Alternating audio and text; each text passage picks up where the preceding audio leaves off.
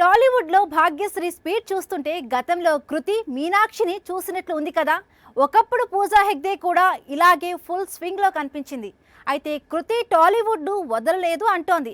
Top chair కోసం fight మొదలుపెట్టిన Bhagyashree and మీనాక్షికి check పెడతానంటోంది.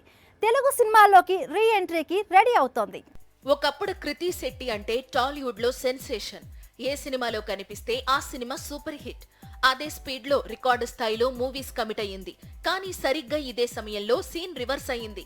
దాంతో చేసేది లేక కోలీవుడ్ వెళ్లిపోయింది కృతి. అక్కడ చెప్పుకోదగ్గ ప్రాజెక్టుల్లోనే నటిస్తోంది.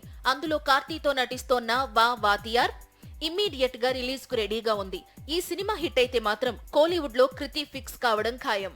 కోలీవుడ్ ప్రాజెక్ట్స్ ఇచ్చిన కాన్ఫిడెన్స్ లేదా టాలీవుడ్ అంటే ఇంట్రెస్ట్, రీజన్ ఏదైనా కృతి మళ్లీ టాలీవుడ్ కు యూటర్న్ తీసుకుంటోంది. లైలాతో డిజాస్టర్ చూసిన విశ్వక్సేన్ ఇప్పుడు జాతిరత్నాలు డైరెక్టర్ తో ఫంకీ పేరుతో ఒక సినిమా చేస్తున్నాడు. ఈ చిత్రంలో కృతి శెట్టిని హీరోయిన్ గా అనుకుంటున్నారు. తన డేట్స్ చాలా వరకు లాక్ అయ్యే అవకాశాలే ఎక్కువగా కనిపిస్తున్నాయి.